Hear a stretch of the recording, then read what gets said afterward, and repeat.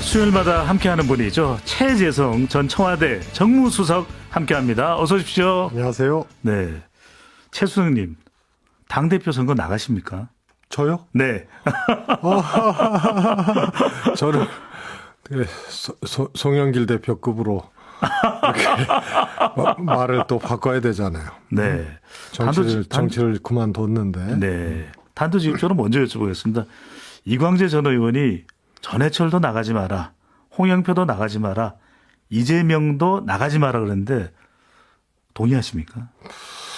뭐 그런 말을 할 수도 있을 것 같아요. 네. 하여튼 여러 가지 이제 상황들이 걱정이 되니까 그런 말씀을 하신 것 같은데 네. 사실 그게 정치 순리나 이치에는 안 맞는 거죠. 누구를 하지 마라 이렇게 얘기를 하고 실제로 안 하게 되는 건 그건 배제의 정치인데 네.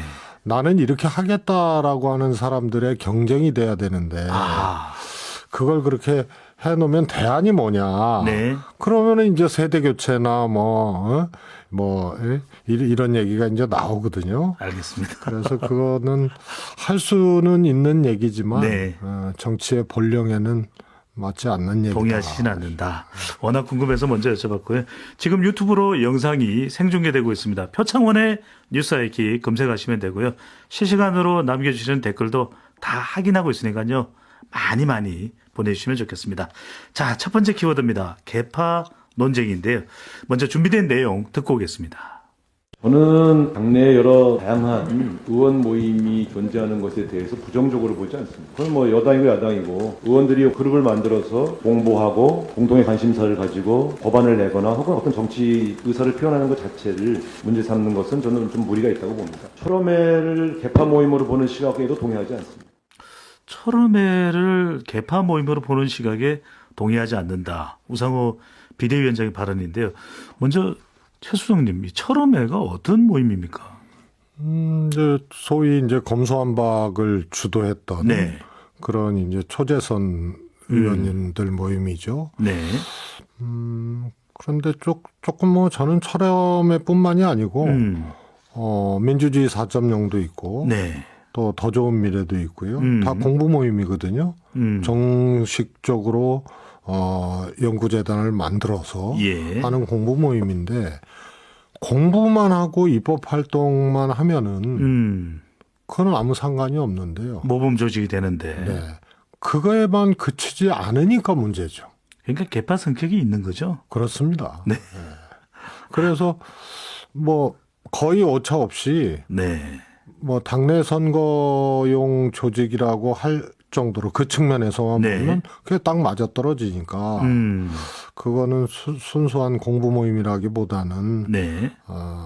그런 이제 당내 선거라든가 이런 이제 갈등의 또 한 축이 또 되고 있기 때문에 네. 엄밀히 얘기하면은 이제 정치 개파라고 봐요. 수석님이 또 친문 또 친명 이런 개파 없어질 수 있습니까, 당에서? 그거는 뭐 저는 없어지기는 어렵습니다. 네. 근데 이제 정치적으로 서로 의기투합을 하고 이런 것이 특히 이제 선거나 네. 혹은 또 이제 대통령 선거 같이 이제 집권의 과정에서 사람 중심으로 이렇게 모이게 되는 경우 네. 뭐 이렇게 좀 구분이 될 수 있어요. 집권하기 위해서 사람 중심으로 모이는 게 아니고 우리 의기투합 해보자 해서 일단의 이제 그룹이 형성이 될 수도 네. 있고 또 사람 중심으로 후보자나 지도자 중심으로 이제 모이게 되는데 그거 자체를 옳으냐 그러냐 얘기하는 것은 저는 무망한 일이라고 보고요. 네. 그렇다 하더라도 최소한의 정당의 수준 그런 경쟁이나 혹은 이런 것을 건강하게 할 수 있는 수준 네. 또 갈등이나 이런 것들을 또 해결할 수 있는 수준 이런 것을 어떻게 정당적으로 확보를 해놓고 네. 정치 문화를 어떻게 이렇게 만들어갈 수 있느냐. 이게 본령이 아닌가 싶습니다. 네. 있을 수도 있고 없을 수도 있고요.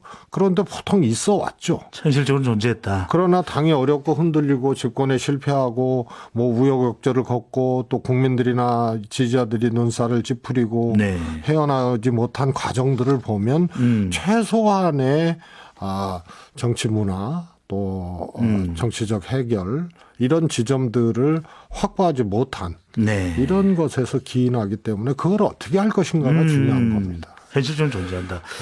수석님, 철음회를 친명계로 봐야 되나요? 아무래도 구성원들이 그렇게 활동을 해왔으니까. 네. 철음회에 대해서 선거 패배에서 팬덤 이야기 나오면서 철음회도 상당한 비판을 외부로부터 받고 있는데 철음회에 대해서 뭐 선거 책임도 있다, 너무 지나쳤다. 이 부분에 대해서는 어떻게 평가하십니까? 저는 선거 책임은 여러 가지 요인들이 있습니다. 네. 예를 들어서 정책 제시를 잘 못했다 그러면은 정책 라인에서 책임이 있고, 네. 뭐 조직이 제대로 가동이 안 됐다 그러면 또 조직에도 책임이 있고, 이번 경우에는 홍보 전략에도 또 문제 있다는 지적도 있거든요. 네. 이런 사람이나 분야에 여러 가지 책임들이 있는데 사실상 이게 가장 큰 책임이 어디서부터냐라는 것을 혼자 하면 안 된다고 봐요. 그래서 저는 명확한 겁니다. 후보가 고생하고 잘했죠. 예. 선거는 1차적으로 후보 책임입니다. 졌으면. 예. 특히 대통령 선거는 뭐 아주 뭐 자주 하는 얘기지만 회계적 투표가 아니고 전망적 전망, 투표이기 미래를 때문에 보고서. 인물 선거거든요. 네.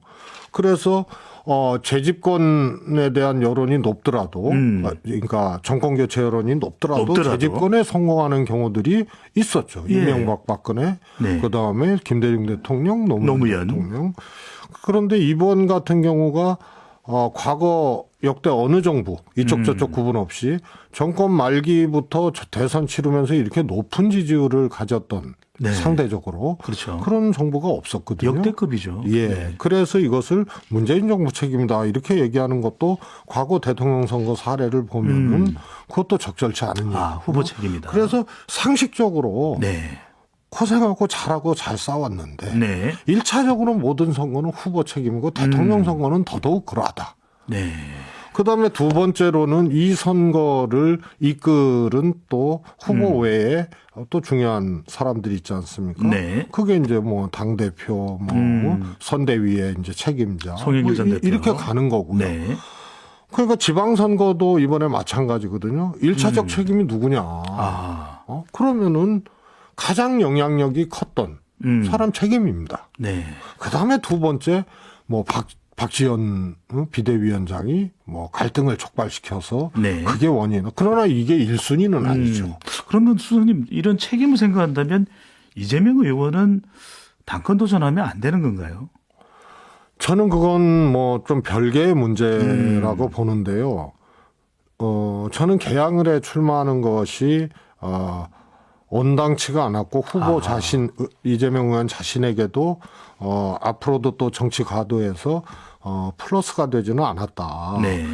그 점이 저는 제 개인적으로 주장을 했고 네. 그건데 아무튼 출마해서 당선됐는데 그러면은 당대표 출마하지 말아야 되느냐라는 것이 네. 과연 현실적으로나 이 잘못된 선택이었지만 제가 보기엔 개항을 네. 출마가 그러면 이 당대표 출마까지 그러면 그 잘못된 선택이라고 해서 제어해야 되느냐 혹은 하지 말아야 되느냐 이건 다른 문제예요. 네. 이재명 후보가 선택한 거예요. 저는 개항은 출마부터 장기적으로 네. 이재명 후보의 스탠스는 좀 꼬일 수밖에 없다고 보는데 그 가도에 당대표 출마가 있기 때문에요. 네. 이 점이 있고요. 두 번째로는 유권자가 있잖아요. 그래서 대통령이나 선출직은 국민들이 뽑는 거고 네. 그다음에 정당은 정당의 제도에 따라서 유권자가 판단할 일이거든요. 이것까지 그냥 다 무시를 할 문제냐. 아니다. 저는 그 문제는 아니라고. 자, 이제 더 중요한 것은 바로 당을 어떻게 개혁하는 부분인데 자, 오늘의 두 번째 키워드입니다. 세대 교체로 가보겠습니다. 준비된 내용부터 들어보시죠.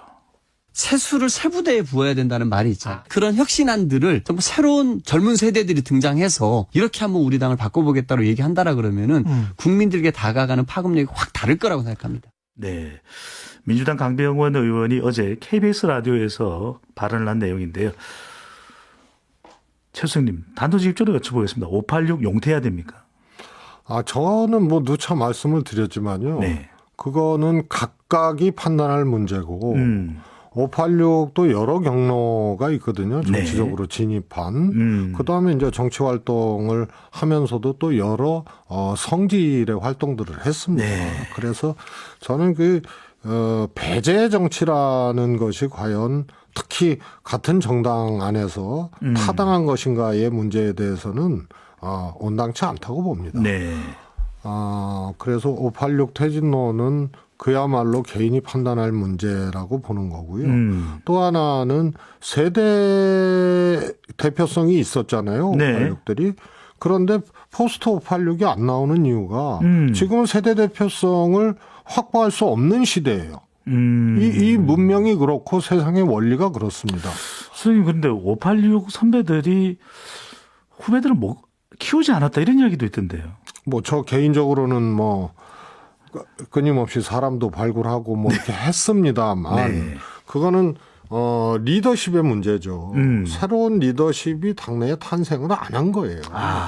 그리고 586 정치인들이 예를 들어서 기득권화됐다, 자기 정치만 한다, 네. 뭐 이런 지적은 받을 수 있어요.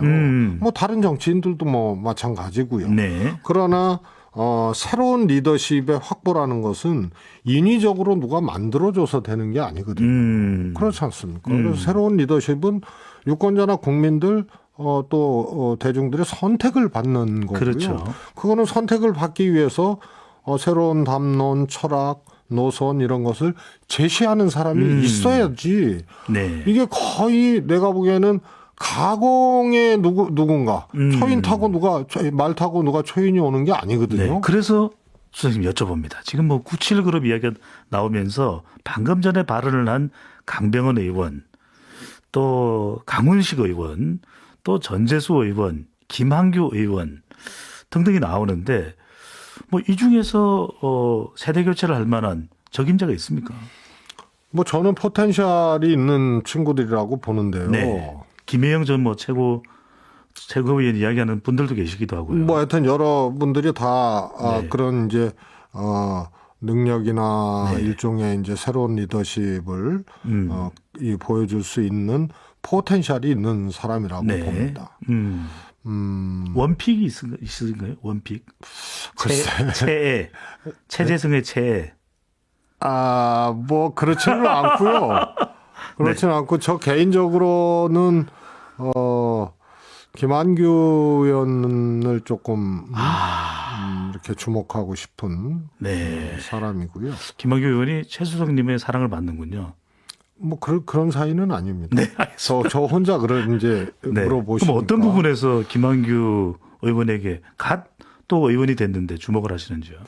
우선은 이제 그 사람의 이제 살아온 흔적을 보고 그 흔적이 결국은 그 사람의 생각하고 맞닿아 있느냐 네. 놓고 보면은 이렇게 이격되지 않은 사람이에요.